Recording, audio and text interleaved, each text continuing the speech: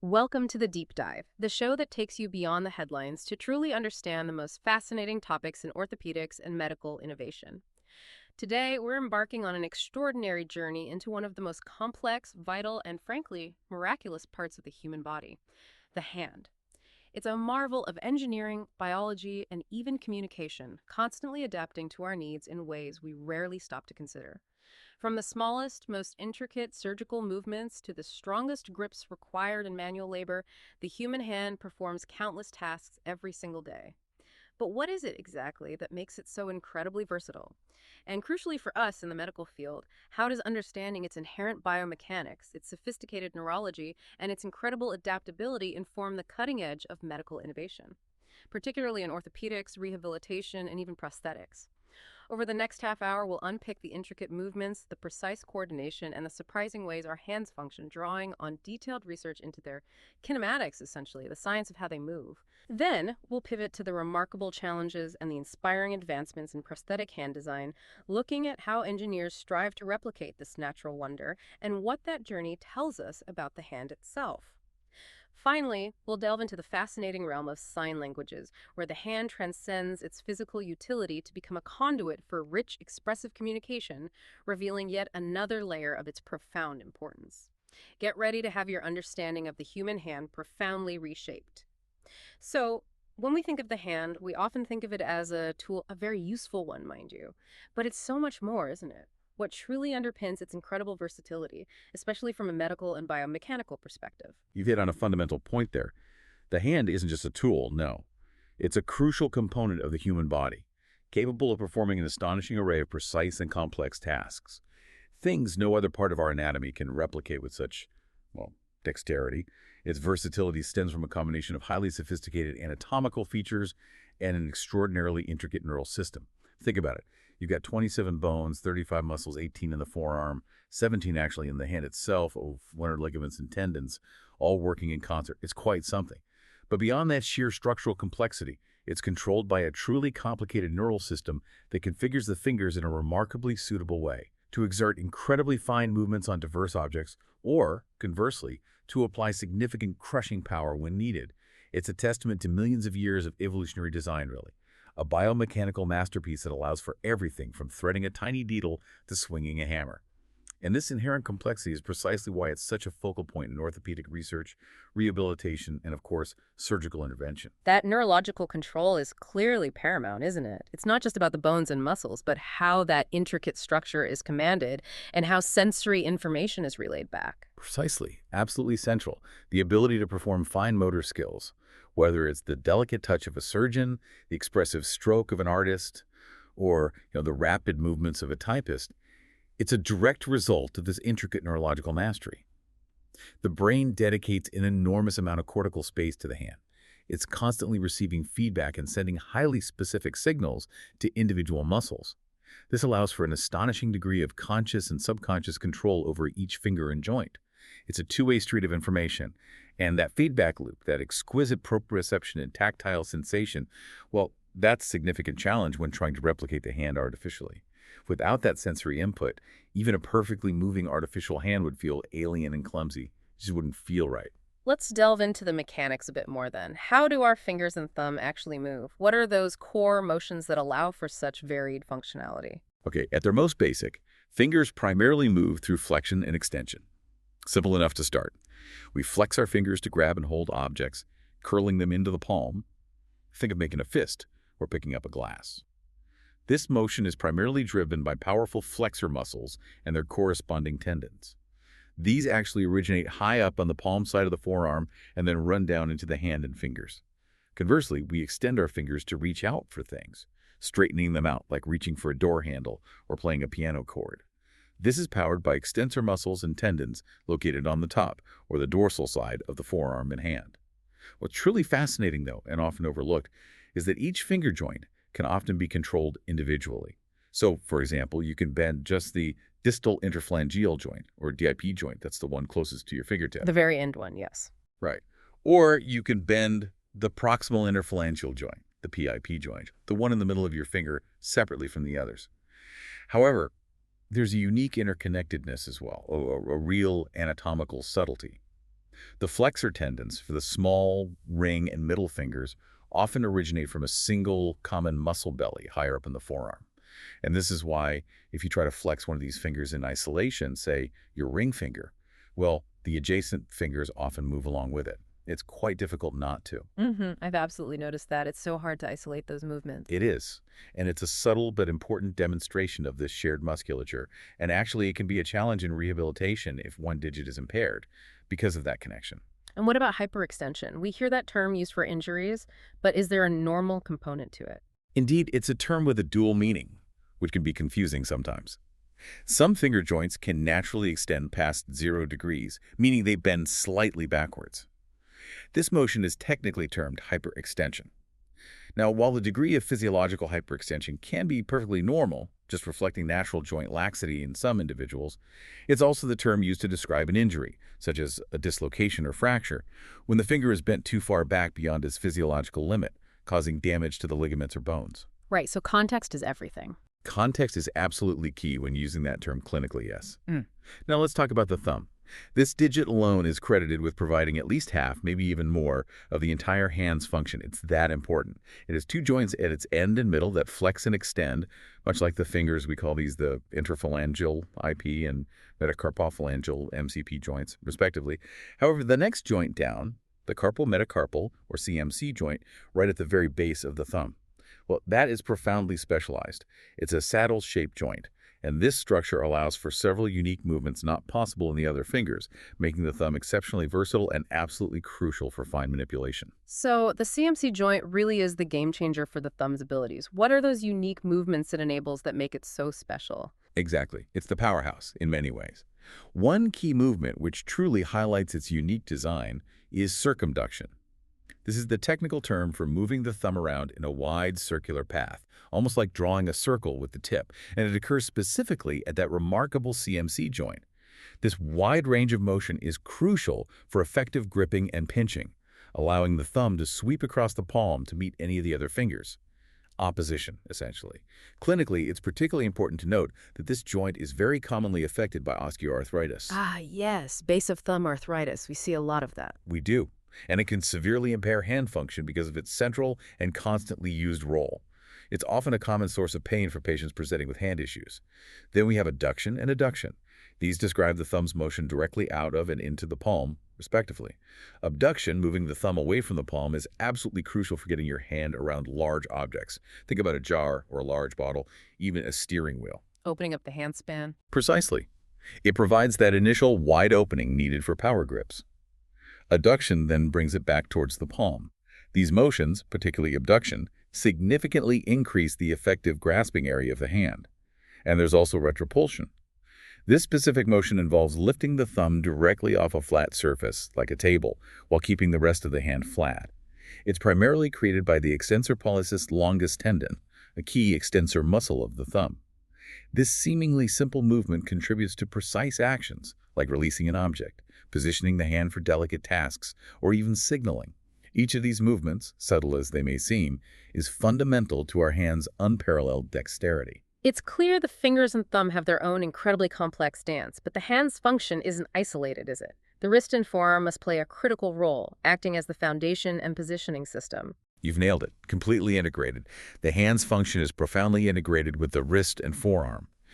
Without the precise positioning offered by these proximal segments, the dexterity of the digits would be severely limited. Yeah. You need that stable base. The wrist joint itself allows for several vital movements: flexion, bending the hand forward as if signaling someone to come closer. Palmar flexion. Yes. And extension, bending it backward, dorsiflexion, as if pushing something away. It also permits side-to-side movements known as radial deviation, moving the hand towards the thumb side, and ulnar deviation, moving it toward the pinky side. These multidirectional movements at the wrist are essential for positioning the hand in space to interact with objects across a wide range of angles and tasks. Think of how a carpenter uses wrist deviation to angle a saw, or how a surgeon positions their hand for a precise incision. Vital. Moving further up, the forearm facilitates pronation. That's turning the hand palm down, like when you're typing, turning a doorknob clockwise, or pushing a door open. The opposite motion is supination, turning the hand palm up as if you're carrying a tray or reaching for something overhead. These pronation and supination movements occur at the distal end of the forearm, where the radius and ulna bones meet the hand, specifically at the distal radial ulnar joint. They're stabilized by strong ligaments and muscles, ensuring the wrist and hand can function as a cohesive, incredibly adaptable unit. Without these foundational movements, the incredible dexterity of the fingers and thumb would be severely limited. It really underscores the holistic nature of upper limb function. Right, it's the entire kinetic chain working together. Exactly. Okay, understanding the underlying anatomy and basic movements is one thing, but how do these components dynamically interact in real-time actions like gripping? What does recent kinematic research tell us about these motion patterns in healthy individuals, and why is this so critical for orthopedics? That's a crucial question for advancing our understanding, particularly in fields like orthopedics, rehabilitation, and biomimetics, the study of mimicking biological systems. Recent studies, often employing advanced motion capture technologies like sensory gloves, aim to really pin down normal hand motion patterns. They investigate the kinematics of everyday actions like hand grip and release in healthy individuals. One such study involved 22 right-hand dominant participants, a fairly typical clinical sample size for this kind of work. They used a highly sensitive sensory glove fitted with 15 electrogoniometer sensors. These were strategically placed to record the flexion and extension angles of 14 finger joints in real time. So very detailed data capture. Extremely detailed. This comprehensive data capture allowed for a granular, dynamic analysis of their movements. Participants were specifically asked to perform rapid grip and release motions, precisely 10 cycles within 5 seconds, ensuring they reached maximum flexion when the hand was closed and maximum extension when open. This approach was chosen to capture natural, uninhibited movements, avoiding sort of artificial, slow patterns, giving us a true baseline of human hand dynamics. This allowed for the analysis of dynamic range of motion, peak velocity, and critically, the precise sequence of joint and finger movements. So what did they discover about the dynamic range of motion, how far the joints actually move during these rapid actions? Were there any surprises? The key findings related to dynamic range of motion, or ROM, were quite illuminating. And yes, they held some important clinical implications. The proximal interphalangeal, or PIP, joint that's your middle knuckle, consistently showed the largest dynamic range of motion among the long fingers, followed by the metacarpophalangeal, or MCP, joint, the one at the base of the finger, and then the distal interphalangeal, DIP, joint, right at the fingertip.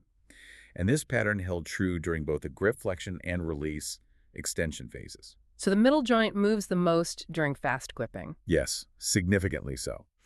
What this research really reveals, and what might surprise you, is that your middle knuckle isn't just one part of the finger. It's the engine driving most of your hand's rapid, powerful grasping motions. It's the unsung hero of your grip, you could say, playing a disproportionately large role in functional range. Interestingly, the DIP ROM of the index finger was found to be significantly smaller than that of the other 3 long fingers doing these rapid movements. Okay, why would that be? Well, it's a subtle but profound observation. One potential explanation is that as the hand clenches into a fist, the thumb often performs a flexion motion, accompanied by abduction, moving away from the palm. This positioning can cause the index finger to stop flexing when its tip reaches the thenar eminence, that fleshy pad at the base of your thumb. Ah, it physically blocks it. Potentially, yes. It highlights that dynamic ROM isn't just an isolated joint measurement. It's influenced by various factors, including the interaction and positioning between digits. And it can differ significantly from static, isolated measurements often taken in a clinical setting with, say, a goniometer. It's not just about how far a joint can move, but how it does move in concert with the rest of the hand during a functional task. This kind of detail is critical for orthopedic surgeons planning reconstructive procedures, as it tells us what truly normal looks like in action. And what about the speed of these movements? Where did the peak velocity, the fastest point of motion, occur? Similar to the ROM findings, and perhaps reinforcing them across all long fingers, the PIP joint also exhibited the highest peak velocity during both flexion and extension.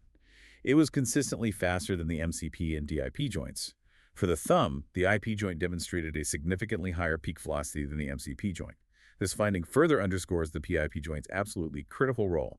It accounts for the majority of the finger's grasping capability, acting as a primary driver of the rapid closing and opening actions. Right. So damage to the PIP really impacts function dramatically. Dramatically. For orthopedic surgeons, this means the PIP joint is often the primary focus in rehabilitation after injury. And for those designing bionic robotic hands, that suggests great attention needs to be paid to the PIP joint. ensuring its actuator has adequate power and speed to flex and extend to mimic natural human grasping performance effectively. It means that to create a truly anthropomorphic robotic hand, simply matching anatomical structure isn't enough. The intricate dynamics and speeds of movement must also be accurately reproduced. Beyond individual joint capabilities, the true magic of the hand surely lies in its precise coordination. What did this research reveal about how joints and fingers move together? And what's the underlying biological mechanism driving that seamless choreography?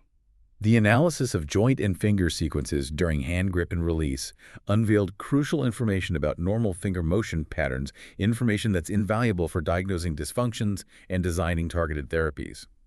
A remarkable finding was that flexion and extension motions often exhibit opposing joint sequences. It's almost like a beautifully choreographed dance in reverse. During finger flexion, the PIP joint generally moved prior to both the DIP and MCP joints. This PIP first initiation of flexion is a consistent characteristic of human gripping, ensuring the hand conforms effectively to objects. So the middle joint leads the way in closing. It does. Conversely, during extension, the opening of the hand, the DIP or MCP joints, typically move before the PIP joint. While the exact temporal relationship between the DIP and MCP joints wasn't consistently fixed across all fingers or phases, these general patterns for long fingers demonstrated a consistent and stable motion coordination. It suggests a highly efficient and perhaps programmed movement strategy that optimizes both grip and release. This coordinated motion, this seamless timing, is a result of incredibly complex neuromusculoskeletal interactions. For instance, the flexor digitorum profundus, or FDP, and the flexor digitorum superficialis, or FDS, muscles are crucial for flexion of both PIP and MCP joints.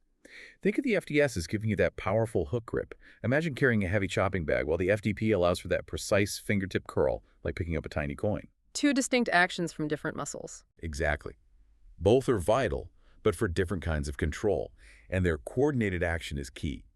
Research indicates that motion generated by the FDP and FDS at the PIP joint often occurs ahead of the motion at the MCP joint, which aligns perfectly with the observed PIP first flexion sequence we just discussed. Additionally, there's a fascinating anatomical feature, a link ligament, known as the oblique retinacular ligament, or Landsmeer ligament. Ah, yes, Landsmeer's ligament. That's the one. It connects the DIP and PIP joints, contributing to their coordinated movement. Although some theories suggest the DIP joint might lag slightly due to the FDP having a longer moment arm across it, essentially, a longer lever arm, which impacts mechanical advantage. But the overall picture is one of intricate, interdependent biological mechanisms contributing to the hand's remarkable efficiency. This highlights that for bionic robotic hands, achieving coordinated movement similar to humans requires careful consideration of both mechanical structure and advanced control methods, not just individual joint capabilities. It's about the system, not just the parts. So the long fingers show this consistent, almost mirror image coordination for flexion and extension. But what about the thumb? Is its joint sequence similar, or is it truly in a league of its own, given its unique anatomy? The thumb's joint sequence is indeed unique compared to the long fingers. It really reinforces its distinct functional role and, frankly, why it's so challenging to replicate artificially. The MCP-IP sequence was most frequently observed during thumb flexion, so the metacarpophalangeal joint at the thumb's base initiates movement before the interphalangeal joint at the tip. Base first, then tip. Correct. This is consistent with observations during tasks like cylinder grips and thumb opposition, where the thumb needs to quickly position itself across the palm. During extension, the IPMCP sequence showed a relatively larger probability tip first, then base. This distinct pattern reinforces the understanding that the mechanism of thumb motion is fundamentally different from that of the long fingers.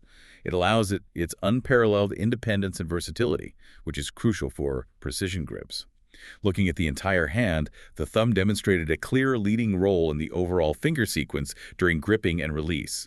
At the beginning of hand gripping, the thumb moves significantly ahead of the four long fingers, initiating the shaping of the grasp. Like the conductor of an orchestra, almost. That's a good analogy, yes. Setting the tempo and form. And it was also the last appendage to stop moving at the end of gripping, providing the final securement of the object. This pattern was mirrored during hand release, where the thumb initiated movement first to unlock the other fingers. The long fingers, owing to their similar biological structures and shared muscle origins, showed highly synchronized motion amongst themselves, moving almost in unison once the thumb had set the stage. This distinct finger sequencing strongly supports the view that the thumb is the most independent digit. and it offers invaluable insight for prosthetic design, where the thumb and the four long fingers could ideally be controlled independently to achieve more natural grip and release motions. These detailed insights into hand kinematics seem invaluable, not just for replicating the hand, but for understanding its impairments. What are the broader implications of this kind of research for clinical practice, rehabilitation, and prosthetic design? The implications are profound and wide-ranging for anyone involved in hand therapy and orthopedic surgery. Absolutely. This detailed kinematic information serves as a vital reference for designing bionic robotic hands, especially exoskeletons intended to enhance hand function in healthy individuals, or crucially to assist those with neurological weaknesses or injuries.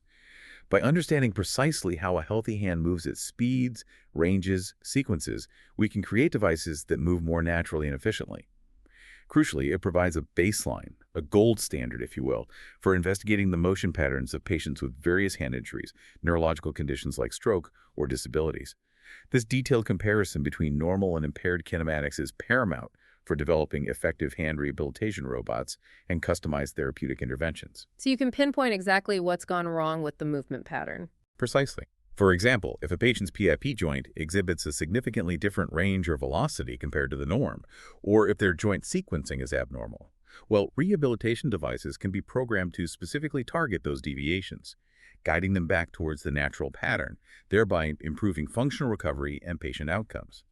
Understanding these normal patterns is foundational to revealing the true nature of finger movement, diagnosing subtle dysfunctions, and ultimately improving the functionality of robotic hands into both assistive and rehabilitative capacities. It's truly moving from a general understanding to a precise, data-driven approach in hand therapy. It's abundantly clear the human hand is an incredibly sophisticated piece of biological engineering.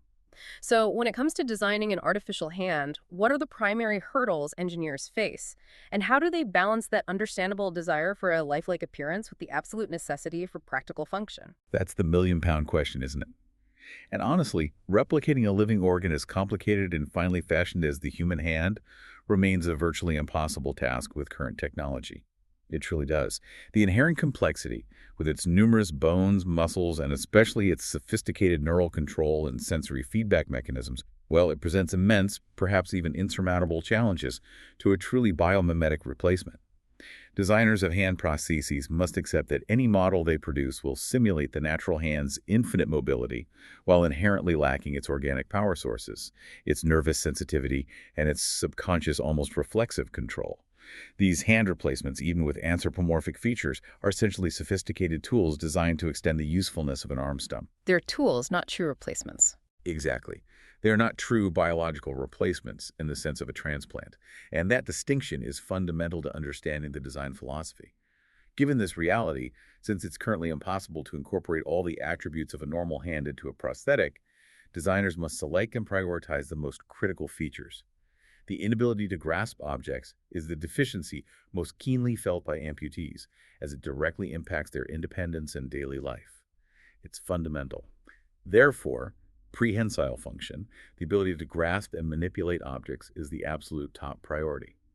This is followed by sensory and perceptual ability, which provides crucial feedback about the interaction with objects, and then, finally, the cosmetic appearance of the hand.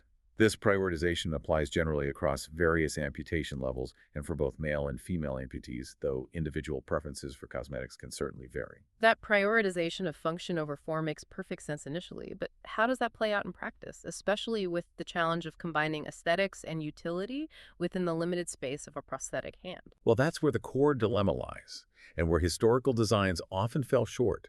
It's a constant balancing act. While it's comparatively easy to provide a basic grasping function, think of the robust simplicity of a split-hook prosthesis, which is very functional. And not very cosmetic. Exactly. Or conversely, to fabricate a non-functional but highly realistic artificial hand, often worn for social situations but offering no practical grip. Well, combining both realistic form and adequate function in one device is infinitely more difficult. This isn't just a design choice, it's a constraint imposed by physics and engineering. Limitations in power sources, the minuscule space available for intricate mechanisms within a hand-sized shell, the materials available, and the complex requirements of finger design. It means that cosmetic appearance has often been achieved at the expense of functional adequacy, and vice versa. This is a significant reason why simple hook prostheses have historically remained remarkably popular among arm amputees. Many found earlier artificial hands simply more bother than benefit due to their functional deficiencies or poor appearance, or often both, leading to abandonment. And the sensory aspect you mentioned, that seems like an even bigger hurdle than just making it move correctly. Oh, absolutely. Even more challenging than achieving prehension is providing sensory perception. The natural hand has an inherent, almost miraculous ability to relay information about an object's shape, its form, texture, general physical condition when contact is made, the precise gripping force being applied. It also possesses an elaborate automatic control mechanism with the ability to instantly modify force to adjust for slipping or crushing, all without conscious thought. It just happens. Furthermore, it reports its own orientation in space, that sense we call proprioception, without external assistance. Current hand substitutes simply lack these self-contained attributes. Amputees still largely rely on visual reception to guide their prosthesis, audible clicks from operating mechanisms, and secondary neuromuscular cues from shoulder harnesses or socket pressure to direct and operate their prostheses. Direct, intuitive sensory control, actually feeling the object you're holding, remains a major challenge, a kind of holy grail for future advancements in prosthetic technology. Despite these immense challenges, there's clearly a growing preference for functional artificial hands, especially as technology advances. What are the key design principles and innovations that engineers are applying now to try and bridge this gap between natural and artificial hands, making them more useful and acceptable? Indeed, studies consistently show that amputees prefer a functional hand over a hook if their usefulness is genuinely comparable, if it actually works well. This user preference has led to a focused, methodical effort on specific design criteria to improve artificial hands. The first and very obvious requirement is that the exterior must be virtually indistinguishable from a natural hand in terms of size, shape, and surface characteristics. Aesthetics do matter for acceptance. The most practical means of achieving this is to cover the underlying hand structure with a cosmetic glove, typically made from plasticized polyvinyl chloride, or PVC. This material is highly effective as it simulates human skin remarkably well in both texture and color, and it's relatively durable. The glove's thickness is incredibly critical, though, for both aesthetics and function. Optimally, it's around 0.035 inches, roughly the thickness of a credit card. Very thin. It must be thin enough to stretch smoothly during flexion, ideally requiring no more than 1 pound of force beyond that needed to flex the uncovered hand, so it doesn't impede movement significantly. Yet, it must also be thick enough for proper color depth and to resist minor abrasions. Color is often tinted on the inside to enhance realism and prevent it looking slat. This necessity for a realistic covering means the underlying hand housing, the mechanical structure, must be proportionally smaller than the desired overall hand size to accommodate the glove's thickness without making the hand appear bulky or unnatural. So you're sacrificing internal space for the cosmetics. It's a constant design compromise, yes. To maximize internal space for mechanisms especially crucial for a single hand designed to accommodate different amputation levels, engineers rely on thin-walled, hollow castings, usually for the palm section. These are typically made from light but strong alloys like magnesium or aluminum. With wall thicknesses as minimal as 0.035 inches, sufficient rigidity can be obtained for the forces involved in gripping. Thus, the net space for the complex internal mechanisms is the gross hand size, minus the combined thickness of both the cosmetic glove and the hand shell. It emphasizes the incredibly tight constraints on internal component design. Like building a ship in a bottle, almost? A very functional ship in a bottle, yes.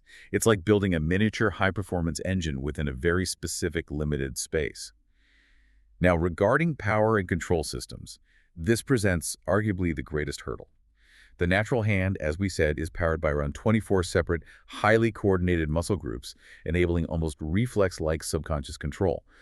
For an amputee, these mind-controlled power sources are significantly reduced. Usually, only one useful hand power source is available, derived from remnant muscle activity, maybe shoulder movement, and it often operates in a single direction.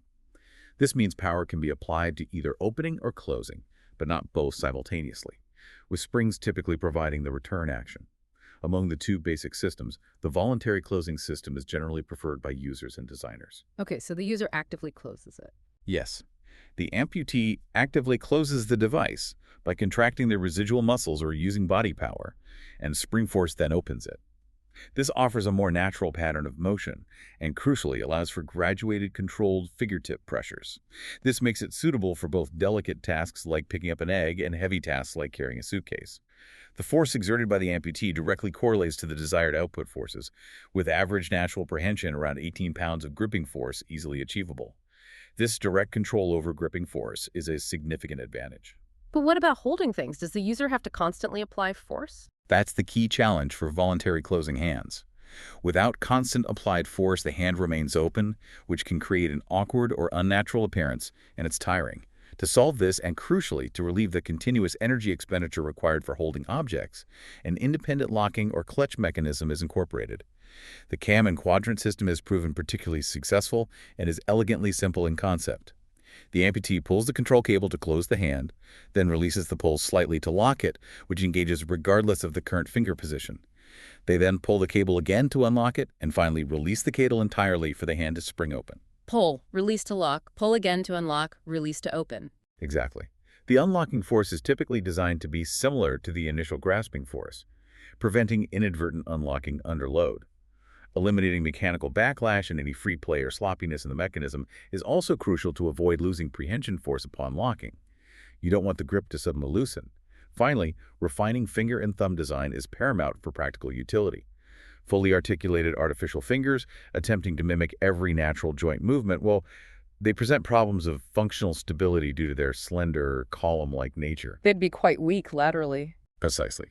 This leads to a significant lever disadvantage and lateral instability, making them prone to buckling or failing under load. Engineers address this by carefully selecting fixed knuckle angles, with articulation typically only at the metacarpophalangeal, or MCP, joint the knuckle at the base of the finger. This simplified design provides greater strength, improved lateral stability, and better control of the prehensile pattern. It confines the necessary bearings and levers to the largest, most robust part of the finger. Additionally, the volar surfaces, the palm side of the fingers and thumb, are meticulously padded. This ensures a resilient and contour-conforming grip, enhancing contact area and stability, which is vital for securely holding various object shapes. It's fascinating how they simplify and optimize to achieve function, sometimes by making choices that seem counterintuitive to natural anatomy but are necessary for a robust prosthetic. And the thumb, being so unique, how is its design approached in prosthetics, given its incredible mobility and a natural hand? You're right, the thumb is a special case. While the natural thumb is highly mobile, in an artificial hand-lacking sensation, a fixed-position thumb often offers the best overall advantage for practical function. Why is that? It seems counterintuitive. Because it provides a stable registering point. It reduces the possibility of accidental object displacement, since the amputee doesn't have to guess the point of contact or worry about the thumb shifting unexpectedly. It also significantly simplifies the mechanical linkages, which is important in such a constrained space. However, to allow for grasping objects of various sizes, a two-position thumb is commonly implemented. This can be set manually by the user to provide either a 1.5-inch opening, which is remarkably adequate for around 90% of everyday activities, or a wider 3-inch opening for larger objects like a mug or a larger tool. So, a manual adjustment for different grip sizes. Yes. Often achieved with a unidirectional alternator mechanism activated by pressure on the dorsal side, with an audible click signaling lock engagement, providing clear feedback to the user. The thumb's orientation is also meticulously optimized, forming a 15-degree angle with the forearm axis. This ensures the most effective approach for tasks, especially at table height. In terms of overall hand function and grip patterns, clinical studies and biomechanical analyses have consistently shown that the palmar prehension, or the three-jaw chuck pattern, Thumb, index, and middle finger together. exactly, involving the closure of the first index and second middle fingers against the thumb, is the most frequently used and essential prehension type for everyday activities.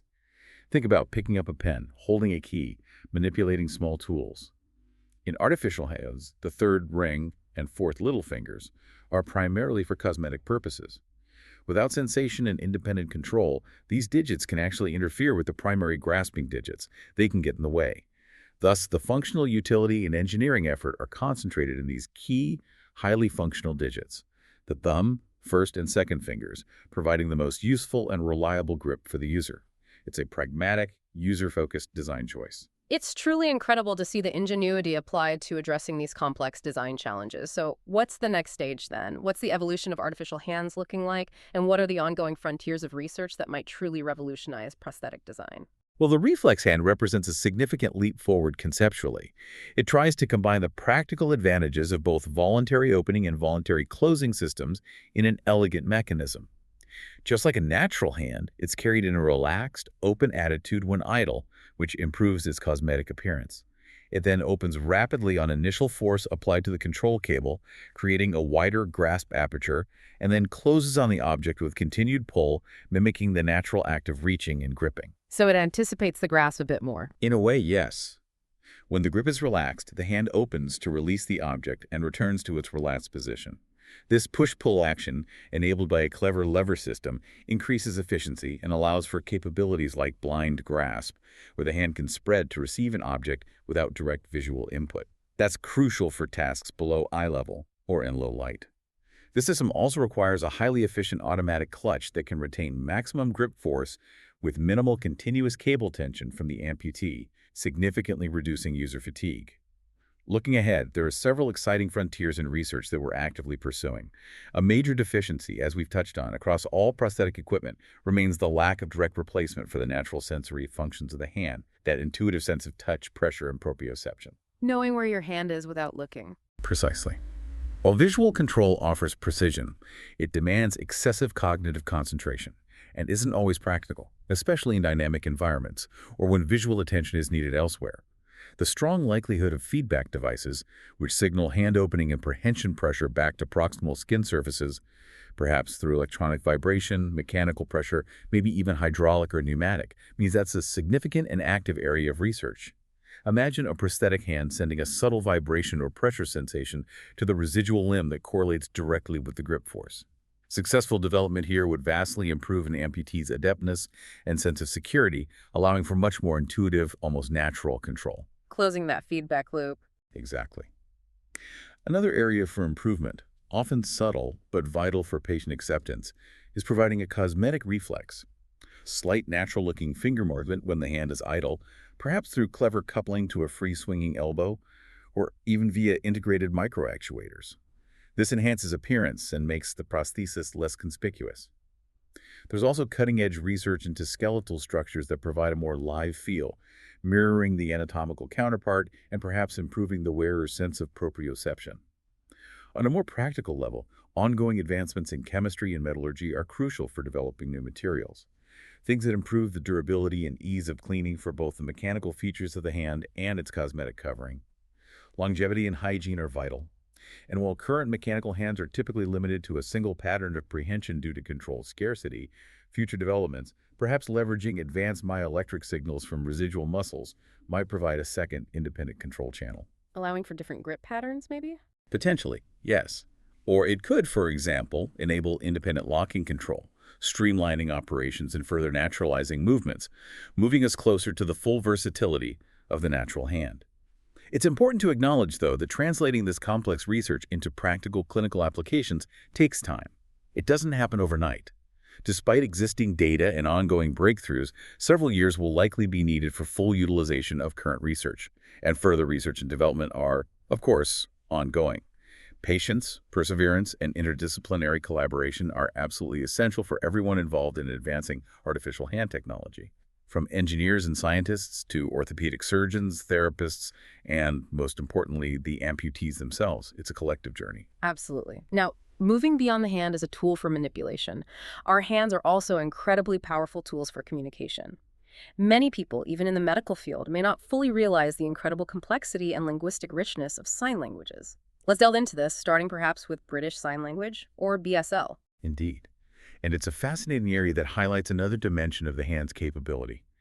BSL is a truly rich and expressive visual language, and its capacity for conveying nuanced meaning is absolutely astounding. It's a complete natural language, as complex and structured as any spoken language. Its fundamental building blocks are its hand shapes. BSL uses over 40 core hand shapes. It's a significant number. More than most phonetic alphabets have distinct sounds, which are then combined with other crucial linguistic elements. Things like their specific orientation, movement, and location in the signing space to convey a full spectrum of meanings. Understanding these building blocks is absolutely essential for fluency, much like understanding phones and vocabulary in a spoken language. To give you a tangible sense of this, consider the flat hand shape. Extend your fingers and thumb straight and held together, palm open. Okay, simple flat hand. Simple flat hand. But this single hand shape is incredibly versatile. It can represent a book lying open, or by moving outwards, it could depict the flat surface of a table.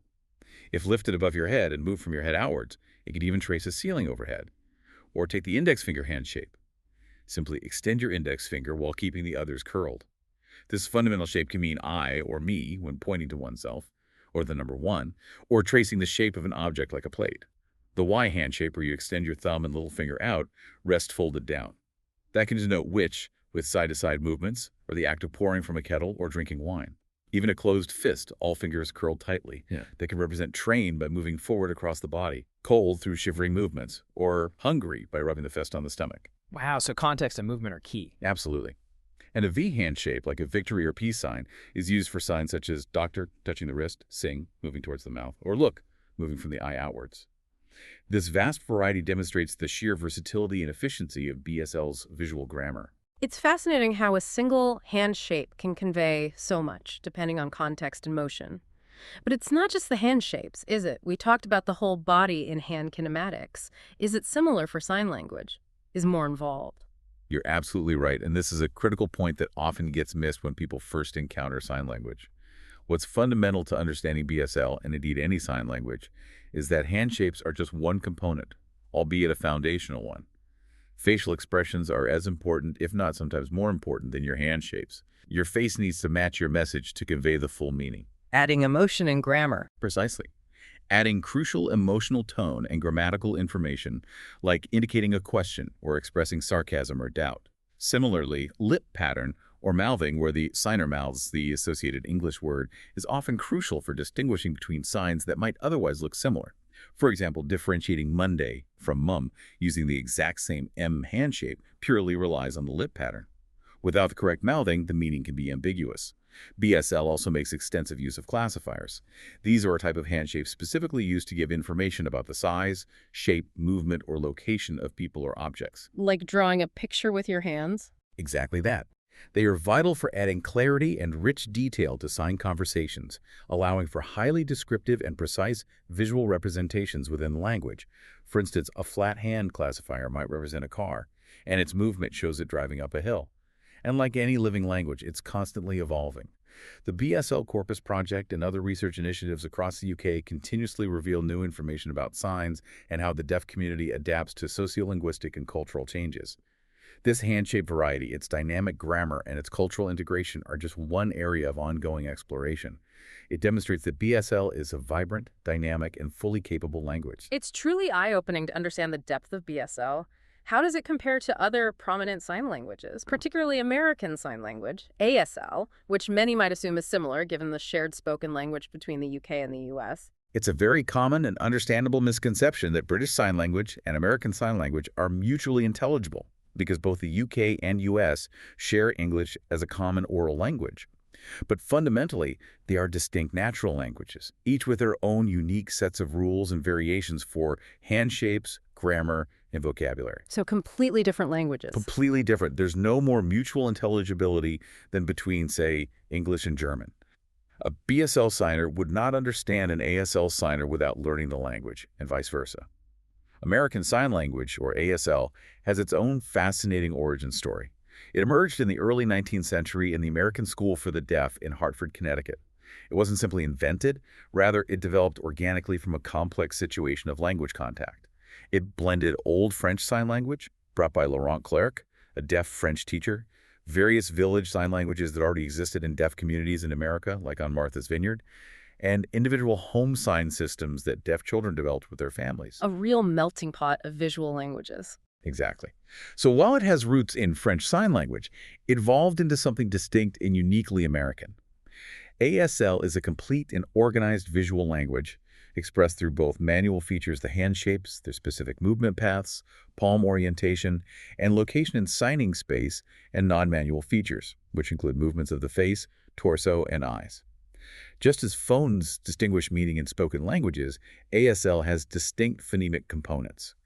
Changing even one of these parameters can drastically alter the meaning of a sign. For example, the signs for think and disappointed share the exact same hand shape, orientation, and movement, but differ only in location. Think is signed at the forehead, whereas disappointed is signed at the chin. Wow, that's subtle but crucial. Extremely. It highlights the incredible precision of its visual phonology and why exact execution is so important for clear communication. That's a powerful illustration. And what about ASL's grammatical structure? Does it follow English grammar or does it have its own unique syntax? ASL has its own independent and sophisticated grammatical structure, which absolutely does not mirror English. It's its own system. It has a rich system of verbal inflection, for example, which indicates aspects like how the action of verbs flows in time, or how it agrees with the subject and object, often through the direction of the sign's movement. It also has highly productive classifiers, similar to BSL, which are iconic handshapes combined with movement roots to represent objects and their motion in space. For example, a bent V handshape can be a classifier for a person sitting, and its movement could indicate walking, running, or falling. While ASL is often considered a subject-verb-object language, like English, it actually exhibits significant flexibility in word order. It allows for phenomena like topicalization, where the object can be moved to the beginning of a sentence for emphasis, like saying, "the book I read," instead of "I read the book." Changing the focus. Exactly. It also employs subject copy, where the subject is repeated at the end of a sentence for clarity or emphasis. This flexibility is often cued by subtle non-manual features like head tilts or eyebrow movements, showing the fully integrated nature of the language. It's a truly three-dimensional language. Another common misunderstanding is that ASL consists solely of fingerspelling. Right, just spelling out English words with hand shapes. Exactly. While ASL does possess an American manual alphabet of 26 signs, used to spell out English words, particularly proper nouns like names or technical terms with no native ASL equivalent, this is a form of linguistic borrowing. It's not the language itself. ASL is a fully developed, independent language with its own rich vocabulary and grammar, far beyond just spelling out English words. It's akin to how English borrows words from Latin or French. It doesn't make English a derivative of those languages. So ASL is a living, breathing language, constantly evolving, much like spoken languages. Are there regional variations or dialects similar to how spoken English has different accents? Absolutely. Like any living language, ASL exhibits regional variations, much like accents and dialects in spoken English. For instance, signers from the southern U.S. tend to sign with more flow and ease, perhaps using broader movements, while those from large metropolitan areas like New York might sign quicker and sharper, maybe reflecting the pace of life. There are also distinct varieties, such as Black American Sign Language, which evolved historically from racially segregated schools for the deaf. Black ASL often preserves older forms of many signs and frequently uses more two-handed signs and a wider signing space, reflecting its unique historical and cultural trajectory. It's a distinct linguistic variety. And ASL continuously evolves. For example, the sign for telephone has changed significantly over time to reflect the changing shapes of phones and the way they are held. From the old rotary dial gesture to holding a mobile. Precisely. It's even adapted to visibility on small screens in the era of video calls. This adaptability is a hallmark of a robust organic language. Historically and sadly, sign languages have faced significant stigma. This often affected access to early language acquisition for deaf children. This can, tragically, lead to a critical period where language development is severely hampered, impacting cognitive and social growth long term. However, there's growing advocacy globally for formally recognizing ASL and other sign languages as languages of instruction, moving away from past oralist approaches that sought to ban sign language in schools and force deaf children to speak. Research strongly supports bilingualism using both ASL and English training for deaf children. It demonstrates superior outcomes in both linguistic and cognitive development and even academic achievement. So learning both is actually beneficial. Highly beneficial.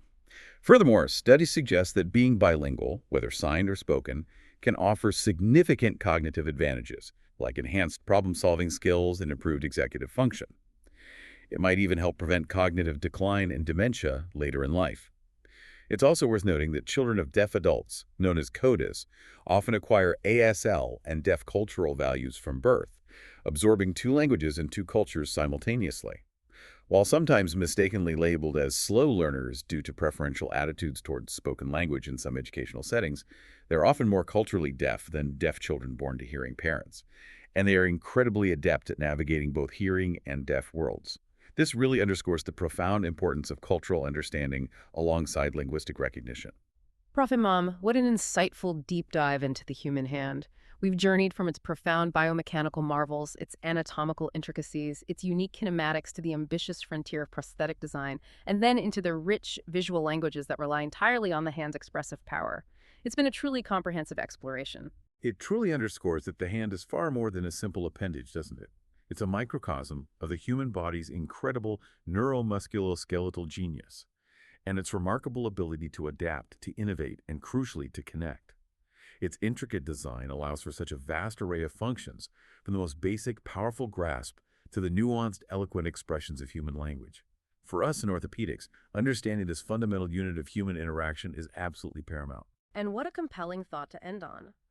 By understanding the natural mechanisms of the hand in such detail, its structure, its movement patterns, its neurological command, we not only gain profound insights into our own biology, but also unlock the potential to restore and even extend human capability through groundbreaking medical innovation and assistive technologies.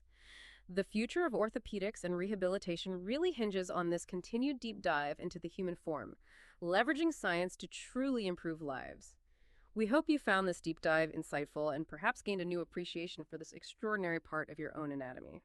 If you did, please do take a moment to rate and share the deep dive with your colleagues. It truly helps us reach more listeners and continue exploring these vital topics that impact our field. Join us next time for another fascinating exploration.